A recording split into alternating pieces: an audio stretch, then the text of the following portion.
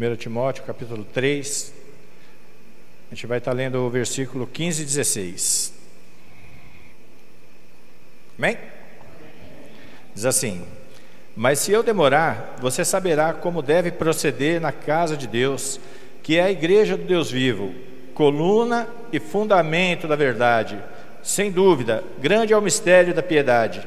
Aquele que foi manifestado na carne foi justificado em espírito, visto pelos anjos, pregado entre os gentios, crido no mundo, recebido na glória. Amém? Eu quero orar. Senhor, diante de Ti, Senhor, nos apresentamos. A Sua palavra, Senhor, ela é maravilhosa, Senhor, e ela reflete a Sua obra, Senhor, e a Sua misericórdia que foi manifesta pelo Seu povo. Senhor, e diante de Ti, Senhor, nos colocamos para trazer a Sua palavra. Eu peço a Ti, Senhor, que pelo Teu Espírito Santo fale, Senhor, aquilo que está proposto no Seu coração, ó Deus, e que o Teu povo, ó Pai, ele venha receber essa palavra, ó Deus, e que ela venha servir como base e fundamento, Senhor, de suas vidas, ó Deus. Vivemos num tempo conturbado, ó Pai, mas é através da Sua palavra que somos fortalecidos, ó Deus, e encontramos força, Senhor, para prevalecer, Senhor, nesse tempo. E assim, Senhor, isso acontecendo, nós glorificaremos o Seu nome, ó Pai. Assim nós Te agradecemos, no nome do Teu Filho Jesus. Amém. Você sentar?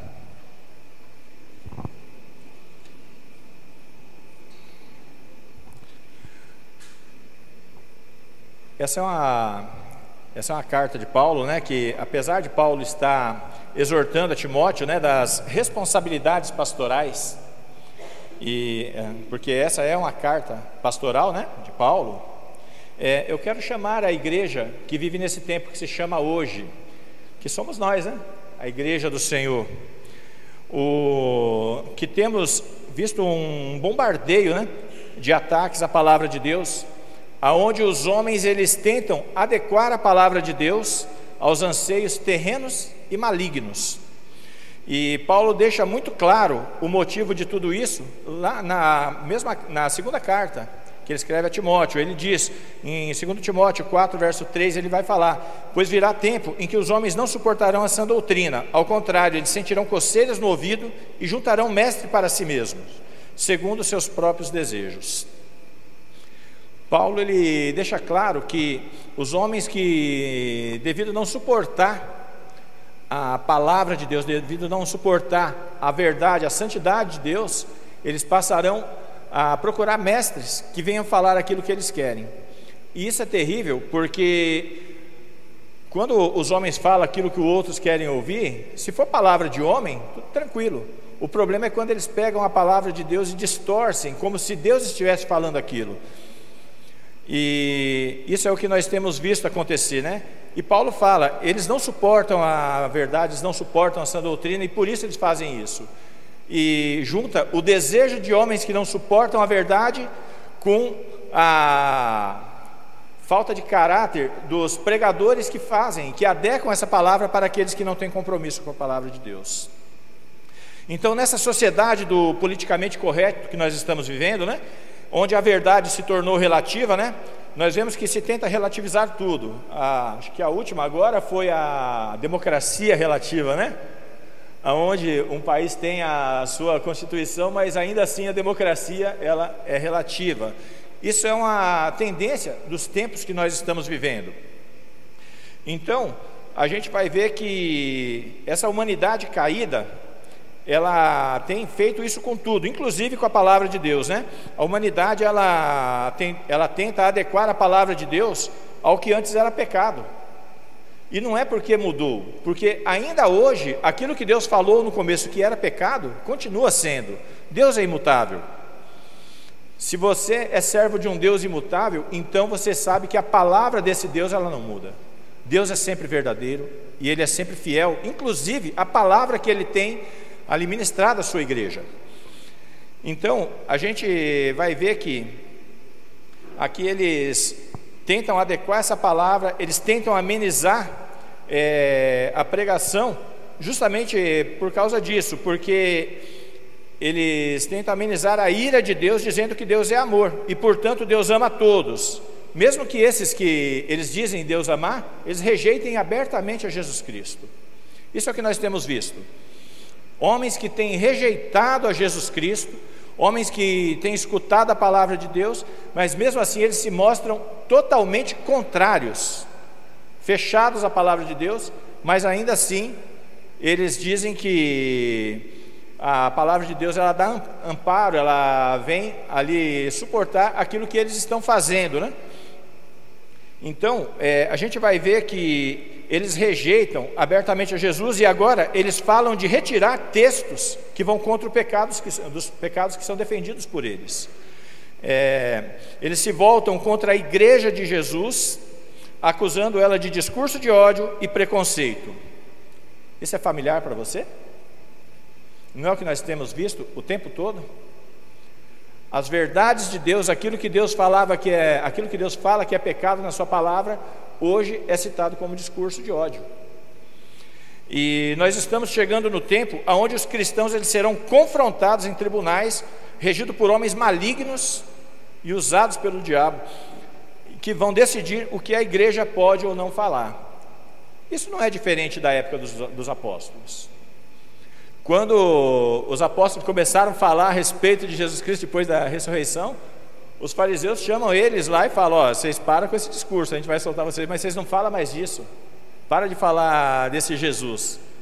E Pedro fala: não, mais importa agradar a Deus do que aos homens. Nós não temos compromisso com essa sociedade, nós não temos compromisso com esse discurso que vem adequar ali a sociedade caída. Pedro diz: nós temos compromisso com Deus. Foi Ele que nos arregimentou, foi Ele que nos chamou, e por isso Pedro fala: mais importa nós fazermos a vontade de Deus. Então, diante de tudo isso, qual que é o proceder da igreja de Cristo nesse tempo de oposição à palavra de Deus? É isso que nós estaremos vendo, né? Primeiro, é a igreja saber que a igreja de Cristo é a casa do Deus, a casa do Deus vivo. É na igreja de Deus, é na igreja que Deus faz morada. E quando nós falamos igreja, aqui não estamos falando de placa ou de templo, que são construídos para um determinado fim. Infelizmente, né, isso tem sido entendido por muita gente. Muitos cristãos entendem, quando fala igreja, não, é aqui.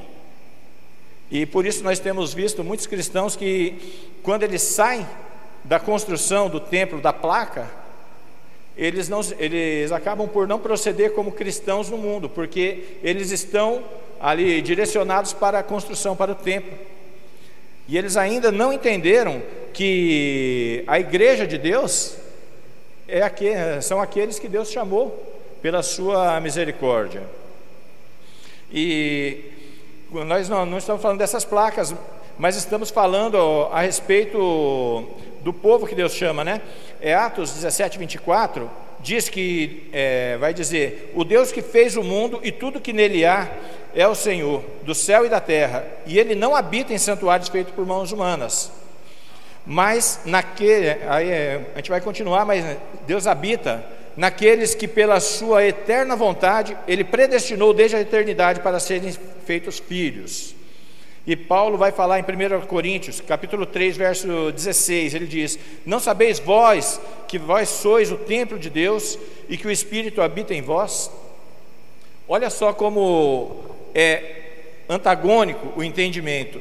Enquanto muitos acreditam que igreja é isso aqui, é essa construção, esse lugar que foi determinado para o ajuntamento do povo de Deus, e eles ficam presos a isso. Enquanto eu estou aqui, eu sou da igreja, mas quando eu estou lá fora, lá não tem, já não sou mais cristão.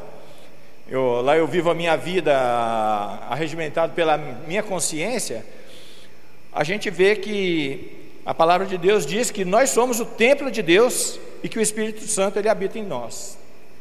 Isso é muito bom, porque o Espírito Santo ele vai nos conduzir pela vontade de Deus.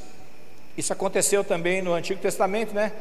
Quando Deus dá as tábuas de pedra ali para o povo no deserto, porque o povo não sabia como fazer a vontade de Deus. Ele fala para Moisés: a gente não sabe como agradar esse seu Deus. E Deus concede a lei para aquele povo, e aquele povo não consegue também. O problema deles não era não saber, era não conseguir e não querer ali atender à vontade de Deus. Mas a gente vê que com o passar do tempo, o que Deus faz?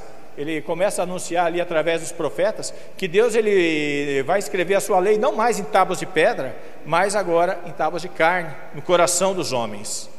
E isso é maravilhoso, por quê? Porque agora os homens eles não estão presos àquelas tábuas de pedra que ficava guardado lá dentro da Arca da Aliança, mas agora a lei do Senhor ela está escrita no coração. E aonde eles vão, a lei do Senhor estava. Assim também a igreja de Deus.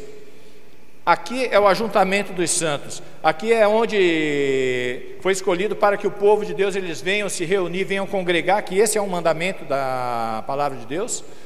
Mas quando nós saímos daqui, nós temos o mesmo Espírito que se encontra aqui nesse momento, que vai nos acompanhar no nosso dia a dia e vai testificar conosco que nós somos filhos e somos igreja de Deus. Amém?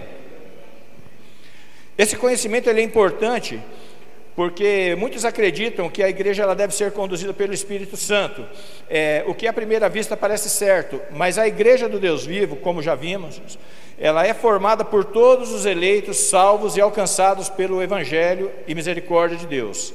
E aqui Paulo, inspirado pelo Espírito Santo de Deus, ele mostra como deve ser o proceder, e porque a igreja de Deus, Paulo ele faz um contraste, porque a cidade idólatra, aonde Timóteo se encontrava, a cidade de Éfeso, era a cidade da deusa Diana, e eles se orgulhavam disso, né?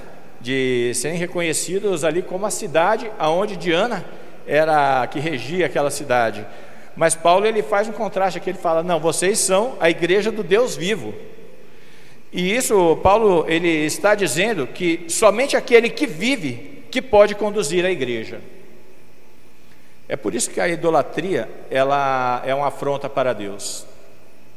A idolatria são pessoas confiando em criaturas, em objetos feitos por mãos humanas, como se eles pudessem dar alguma direção ou fazer alguma coisa. E aqui Deus ele mostra para o povo que a igreja é a igreja dele, que é o Deus vivo, é o Deus vivo que conduz o seu povo pelos caminhos que ele quer. Amém? A segunda coisa é que a igreja ela é coluna e baluarte. Esses dois termos eles trazem a ideia de fortaleza, de construção alta, cercada por muralhas. Naquela época era muito comum que as cidades elas fossem bem edificadas, cercadas por muros. Eles tinham toda essa proteção porque eles viviam num contexto ali de invasões, de ataques das nações inimigas, né? E aqui a gente vai ver que essa proteção ela ia ser um dos fatores essenciais na subsistência de uma cidade. E aqui Paulo, escrevendo para Timóteo, ele vai dizer que o próprio Deus ele é citado como baluarte e refúgio. Salmo 94, 22 diz: mas o Senhor é o meu baluarte e o meu Deus, o rochedo em quem me abrigo.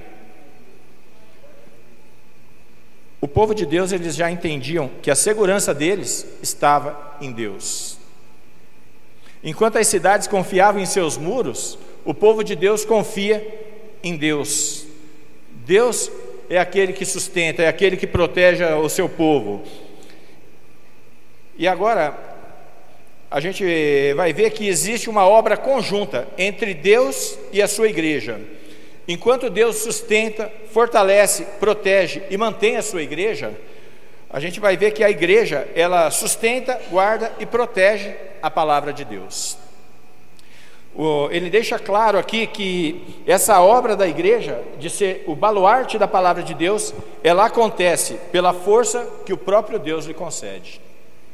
Não é que a igreja tem méritos nessa missão maravilhosa que Deus concede a ela. Existe sim uma missão que Deus concedeu para nós como igreja, de sermos portadores da palavra de Deus, de sermos esse baluarte da palavra de Deus. Mas não é por causa de nós, mas por causa do próprio Deus. Foi Ele que nos chamou, foi Ele que nos elegeu, foi Ele que nos ali transformou e nos deu essa palavra, e continua sendo Ele que nos fortalece para que possamos prevalecer diante de todos esses ataques que nós já vimos. E se a igreja não estiver firmada na pessoa de Deus, ela não vai poder prevalecer. Amém?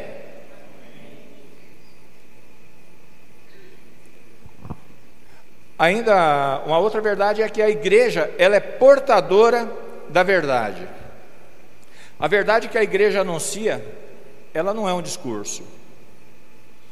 A verdade, ela tem sido anunciada no decorrer dos tempos, né? Os homens discursavam a respeito da verdade, mas a verdade deles, ela estava ligada àquilo que eles achavam que era verdade. Eu até estava meditando há uns tempos atrás, quando falávamos de escola bíblica dominical, né? Aí às vezes a gente pegava ali um texto, aí tinha 20 pessoas, aí cada um falava o que achava, e um achava uma coisa, outro achava outra, outro achava outra, e nenhuma das coisas que cada um achava batia, e no final todo mundo estava certo. Aí eu estava pensando, falei, gente, mas não pode, né?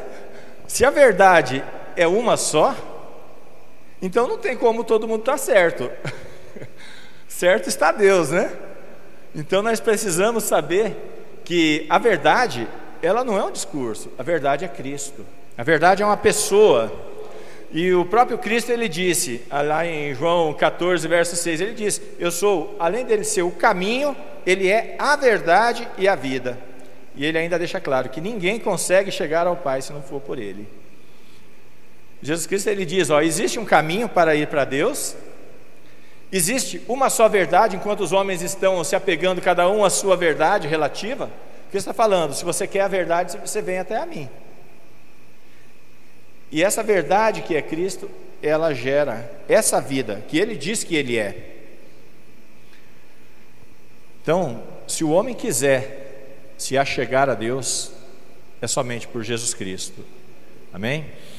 Enquanto o mundo ele fica com suas verdades relativas, enquanto eles dizem que todas as religiões levam a Deus, a igreja ela está fundamentada sobre a verdade imutável de Deus. E qual que é essa verdade? Lá em Mateus 16, 18, contextualizando ali, Jesus, ele, como tirando a temperatura, né, do que vinha acontecendo ali no seu ministério, ele pergunta, o que os homens dizem que eu sou? Eles dizem que é Isaías, que é Jeremias, que é aquele monte de Ias, né, lá do Antigo Testamento, que é profeta. E Jesus deve de olhar e falar, rapaz, esse povo não entendeu foi nada, né? E ele vira para Pedro, ele vira para os discípulos e pergunta, e vocês, quem vocês dizem que eu sou? E Pedro diz, inspirado pelo Espírito Santo, tu és o Cristo, o Filho de Deus vivo. E diante dessa declaração de Pedro, Jesus ele vai dizer, pois eu também te digo que tu és Pedro, e sobre essa pedra edificarei a minha igreja, e as portas do inferno não prevalecerão contra ela. Jesus, ele está dizendo que essa igreja, a igreja do Deus vivo, ela seria edificada e fundamentada sobre essa verdade. Enquanto muitos tentam abrogar ali essa rocha, essa pedra aí, que vai ser fundamentada a igreja na pessoa de Pedro, na verdade é preciso ler o contexto, né? Estão falando de afirmativas. Quais eram as afirmativas? É profeta. E Cristo, e quando Pedro ele fala, tu és o Cristo, Filho de Deus vivo, o que Jesus está falando é sobre essa verdade que você está falando, que a minha igreja vai ser fundamentada. Deus não seria irresponsável de edificar a igreja dele sobre uma pessoa, sobre Pedro, um homem falho que logo à frente ele nega Cristo. Mas a igreja de Deus ela é fundamentada sobre o próprio Cristo. Se a igreja de Deus, quem fundamenta ela é Ele, e ela é fundamentada sobre a palavra de Deus, que é imutável, e sobre a pessoa de Cristo.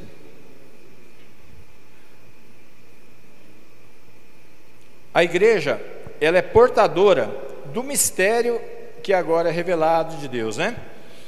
O Paulo ele fala ali, sem dúvida, grande é o mistério da piedade. E aqui quando Paulo está falando de piedade, ele não está falando ali de caridade, de pessoa misericordiosa, ele está falando ali aqui está se referindo ao Evangelho.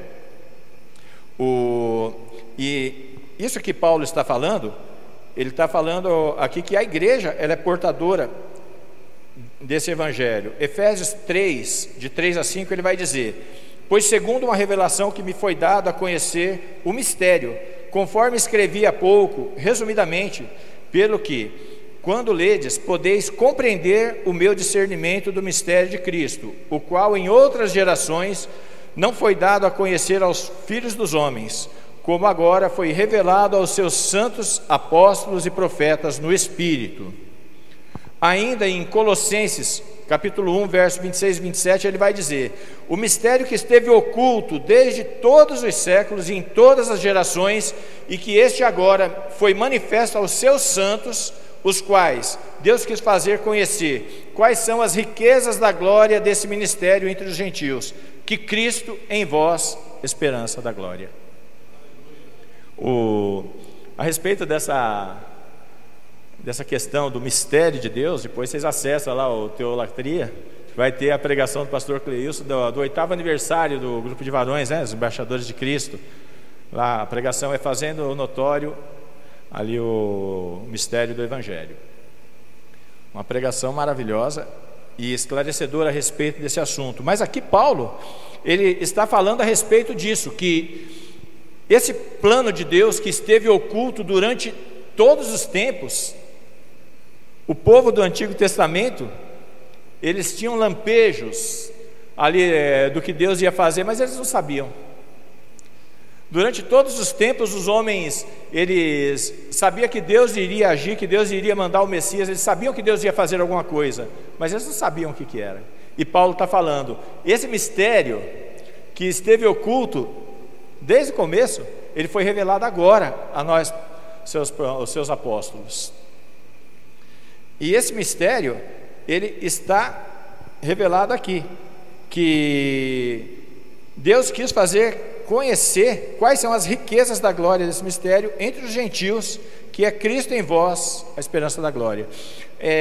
O mistério do Evangelho revelado aos apóstolos é o Evangelho, a mensagem que produz vida e piedade em nós e naqueles que creem em Jesus. Então, a gente precisa entender que esse povo, eles tinham uma expectativa ali de projeto de Deus para a nação, né? E aqui Paulo, ele começa a clarear o entendimento desse povo, que Deus tinha um projeto muito além do que aquilo que eles imaginavam, né? Ele vai falar aqui que Deus, ele está manifestando agora o seu evangelho para que alcançasse não somente aquele povo daquela nação, mas também os gentios. E a igreja, ela é portadora dessa palavra. A igreja é portadora do evangelho de Deus, que ele tem sido anunciado no decorrer dos tempos.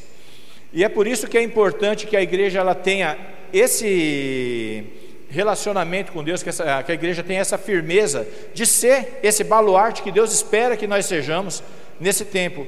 Nós estamos vivendo num tempo onde as pessoas não têm firmeza. Estamos vivendo num tempo onde os homens, eles estão preocupados em adequar não somente a palavra de Deus, mas todas as coisas ao momento em que eles estão vivendo. E isso desagrada a Deus, né?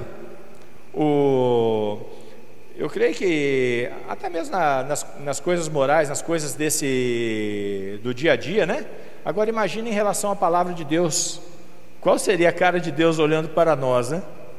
Mas rapaz, você está fazendo isso com a minha palavra. Você acha mesmo que é isso que vocês estão falando, que é a minha vontade para o povo como igreja? Então veja a responsabilidade que nós temos de nos manter fiéis à palavra de Deus, de nos manter firmes nos ensinamentos que começaram lá em Cristo, que é o fundamento da igreja, e depois foi passado para os apóstolos, que Pedro diz que também são pedras que são edificadas ali, casa de Deus. Agora veja qual que é a autoridade que nós temos de mudar esse discurso, de mudar essa palavra nos dias que nós estamos vivendo. Como que nós podemos dizer que agora nós temos um discurso diferente, que podemos mudar a palavra de Deus para que ela seja mais palatável ao povo. A igreja, ela é responsável por portar essa verdade. Se Cristo é Deus e Ele é imutável, a palavra dele não pode ser mudada. Deus não vai mudar a forma pela qual Ele escolheu agir no meio do seu povo. Deus não vai mudar a forma pela qual Ele determinou desde a fundação de todas as coisas, porque muita gente não gosta, acha impalatável a vontade de Deus. E na verdade a vontade de Deus, ela é impalatável para o homem que não conhece a Deus. É necessário que o homem nasça do alto, é necessário que o homem seja alcançado por Deus para que ele venha se alegrar com aquilo que Deus tem. E prosseguindo, a gente vai ver que o cerne dessa mensagem que Deus ele revela aos seus servos, ele é esse aqui. A palavra de Deus ela é muito ampla, muito grande, né? Mas se você puder resumir a palavra de Deus, ela está aqui naquilo que nós lemos, que Cristo foi manifestado em carne. A primeira coisa que nós precisamos ter em mente é que antes dessa manifestação de Jesus Cristo em carne, Ele era Deus. Jesus Cristo já existia desde toda a eternidade. Ele era Deus. E diferente de todos os homens, o seu nascimento em carne, ele foi para o cumprimento da vontade de Deus para a redenção do seu povo. Deus, ele tem um propósito de salvação. Deus sabia que o homem ia pecar. Deus sabia das suas fragilidades. Deus sabia da minha fragilidade. Deus sabia da nossa incapacidade de conseguirmos fazer aquilo que era a vontade dele. E por isso, essa vontade de Deus ela não podia ser confiada a nenhum homem.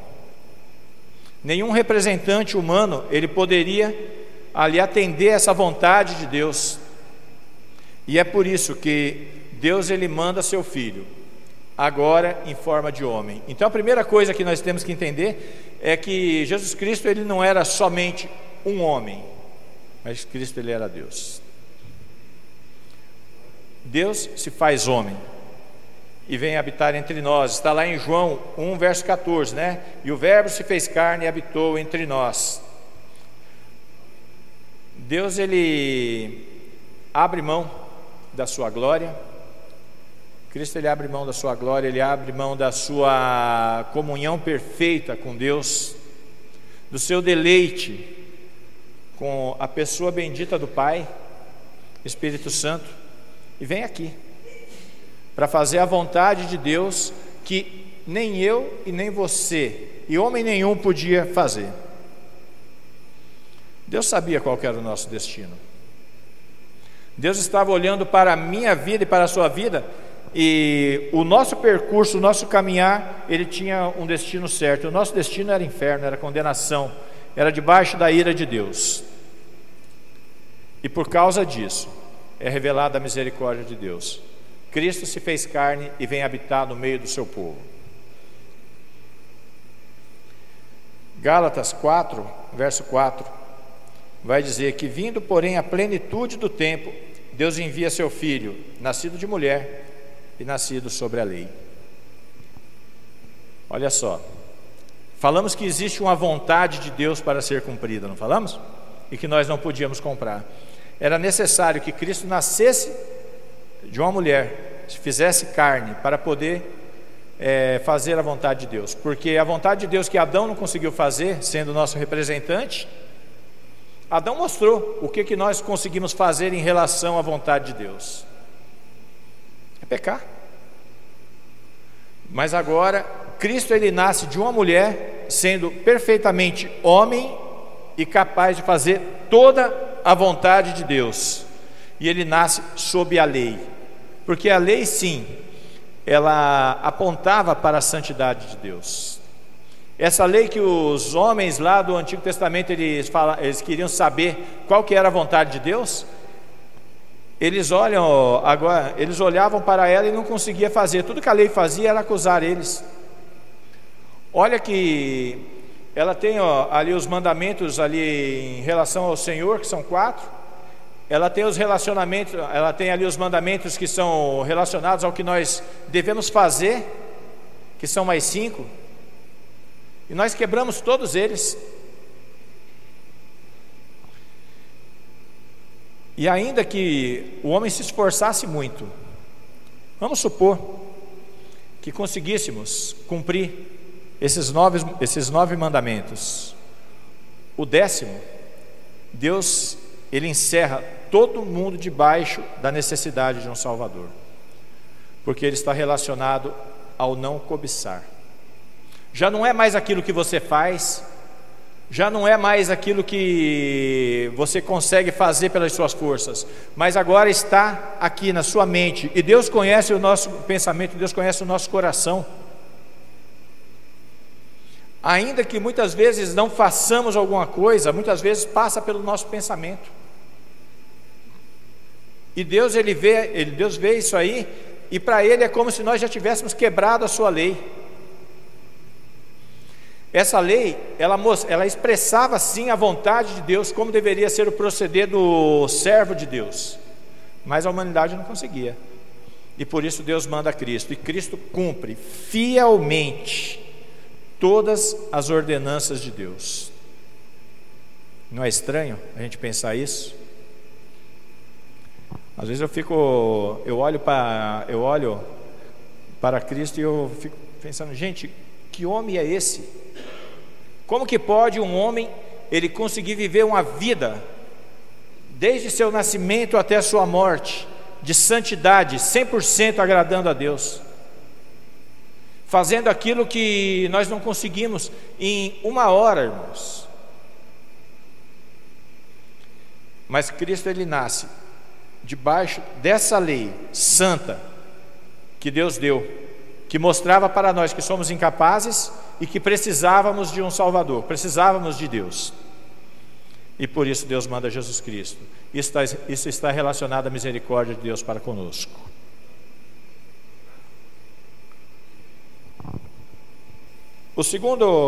A segunda verdade do cerne do Evangelho é que Ele foi justificado em espírito.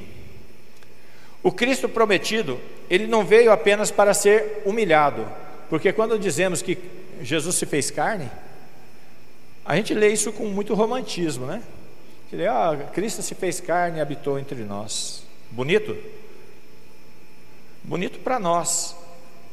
Mas agora imagina, tenta conceber o Deus Santo, que criou todas as coisas, que nunca conheceu o pecado, agora Ele descer a estatura de criatura. A gente se depara com uma revelação ali que é até difícil da gente explicar quão grande é o amor de Deus pelo seu povo, a ponto de seu filho ser humilhado a descer a posição de servo, para fazer toda a vontade de Deus.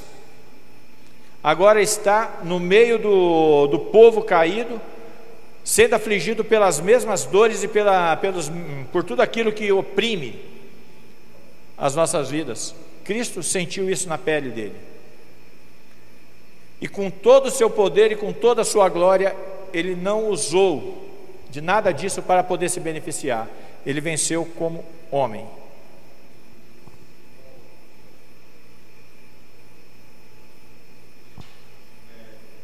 Cristo se humilha, vivendo uma vida de santidade, se tornando carne, e dentro de tudo isso Ele faz a vontade de Deus, e ainda Ele morre numa cruz. Essa era a vontade de Deus para com Jesus. A vontade de Deus, desde o começo do ministério de Jesus, quando o anjo anuncia, a vontade de Deus era essa: era que seu filho morresse. naquela cruz. A cruz que os judeus olhavam e consideravam ali vergonha, era um escândalo para eles, maldição. A palavra diz que o povo passava, olhava para Jesus pendurado naquela cruz e balançava a sua cabeça. Esse é o grandioso Jesus,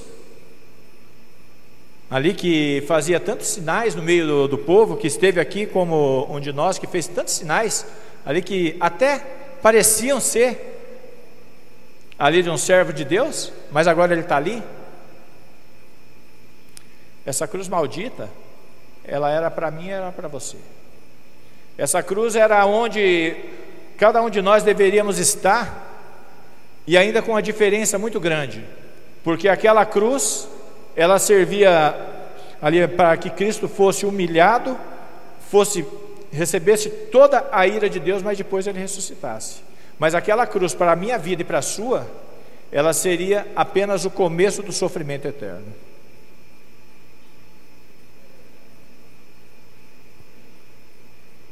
E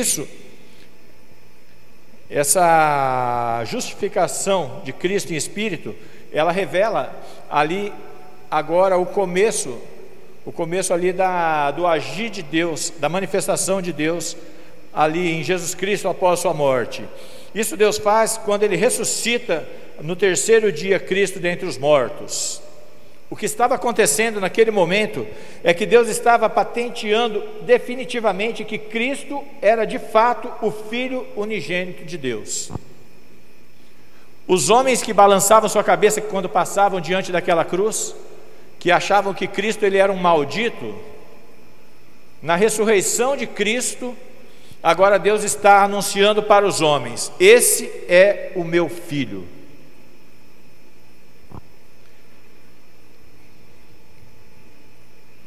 Romanos 1 verso 4 vai dizer: ele foi declarado Filho de Deus em poder segundo o Espírito da santificação, pela ressurreição dentre os mortos de Jesus Cristo nosso Senhor.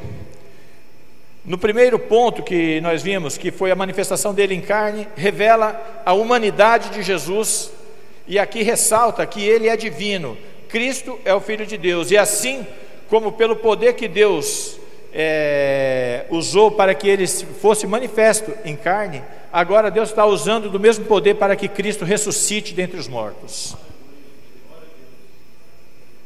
É Deus trabalhando aonde não havia esperança. É as mãos poderosas de Deus agindo aonde o impossível imperava.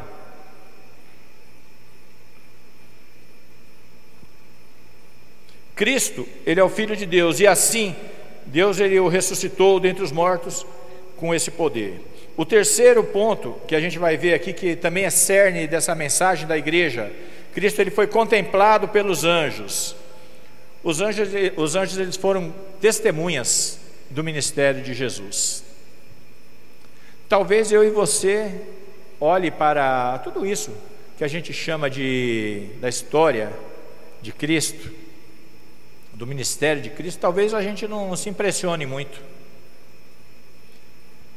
Agora, você já imaginou os anjos santos contemplando agora, porque eles também não sabiam, né, desse mistério, mas agora contemplando Cristo, Filho de Deus, encarnando no meio dos homens. A gente vê a manifestação dos anjos quando Cristo nasce, né? Os anjos cantando no céu: glória a Deus nas alturas e paz na terra aos homens por Ele amado. Os anjos se alegraram. Eles sabem que isso era uma humilhação para Cristo, que é Deus. Mas eles começam a contemplar agora também a misericórdia de Deus, e os anjos se alegram com isso. E olha só, irmãos, quantas vezes nós vemos cristãos que não conseguem se alegrar, mesmo sabendo que foram alcançados pelo poder de Deus, e quando eles não se alegram, porque eles não conseguiram alguma coisa. Aqui Paulo diz que ele foi contemplado pelos anjos. Os anjos acompanharam todo o ministério de Cristo e foram testemunhas. Assim como o autor aos Hebreus diz que nós estamos rodeados por tão grande nuvem de testemunhas, né? O pastor até pregou há uns dias atrás aqui.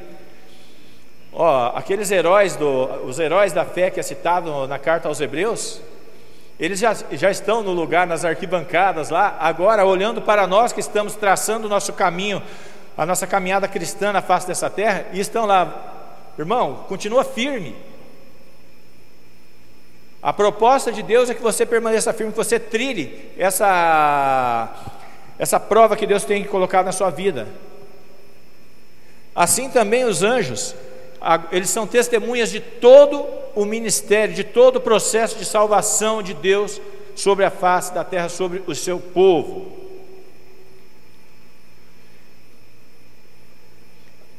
No Mateus 28, verso 2, já na ressurreição de Cristo, diz lá: e eis que sobreveio um grande terremoto, pois um anjo do Senhor desceu dos céus, e chegando ao sepulcro, rolou a pedra da entrada e assentou-se sobre ela.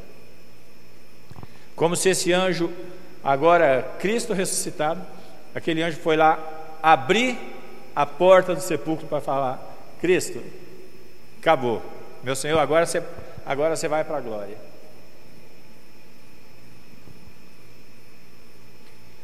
Imagina a alegria desses anjos, irmãos, vendo o que é um servo de Deus.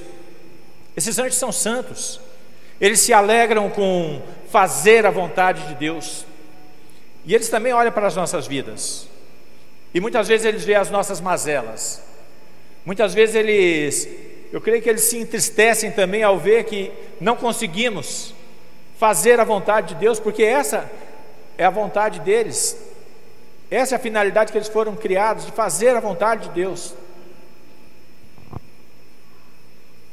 Assim como eles testemunharam todo o ministério de Jesus, eles estão aqui olhando para a igreja.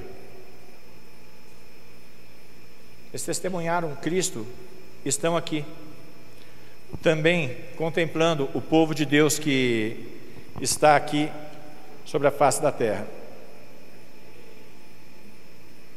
Outro ponto que é cerne dessa palavra, que é a igreja, ela deve ser baluarte. Ele foi pregado entre os gentios. A mensagem do evangelho, ela não estava restrita a um povo em particular. Isso era o que os judeus pensavam. Os judeus, eles sempre entenderam que eles eram o povo de Deus, que tudo que Deus, todos os projetos de Deus estavam voltados para eles.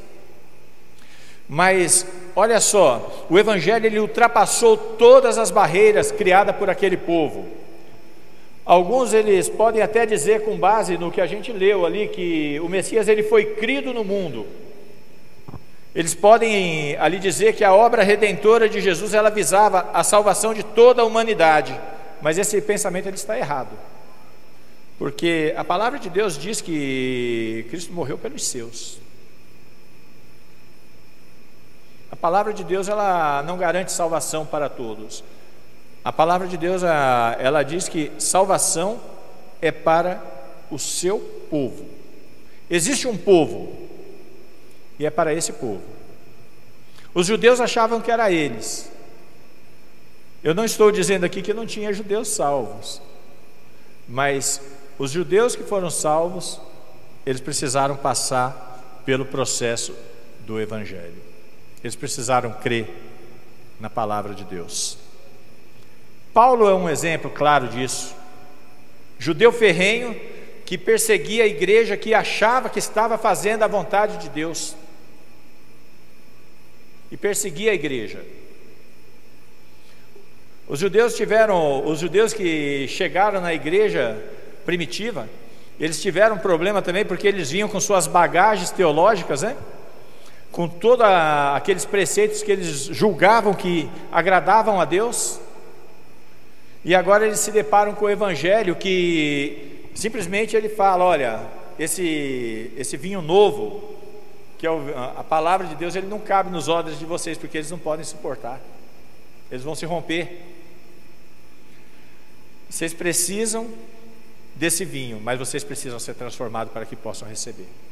Os judeus tiveram que passar por esse processo de redenção que ele é ocasionado pelo Evangelho. Então, aqui fica muito claro que para a redenção, esse pensamento ele está errado. Deus não veio para todos. Cristo não morreu por todos. Se assim o fosse, todos seriam salvos.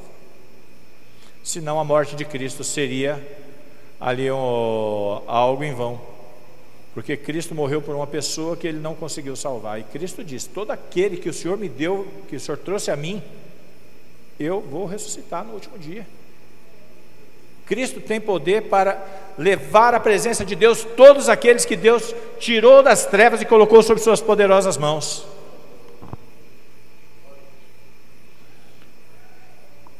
Mas isso vai acontecer com o agir e a atuação desse Espírito que agiu no nascimento de Jesus, na sua ressurreição, e agora ele age também na conversão daqueles que hão de crer por essa palavra, que é responsabilidade da igreja de Deus. E por fim, a última verdade é que ele foi recebido na glória. Aqui fala da exaltação de Cristo ao subir aos céus, aonde ele está sentado à direita de Deus, intercedendo por sua igreja. O ministério de Cristo foi maravilhoso. Cristo cumpriu com louvor tudo que estava proposto por Deus. Cristo chegou diante de Deus como o campeão de Deus. Só que esse campeão de Deus não tinha adversário, porque ninguém podia. Ele é o único. Essa prova ela não foi estabelecida para homens, essa prova foi estabelecida para Cristo. E ele cumpriu com louvor tudo aquilo que estava proposto por Deus.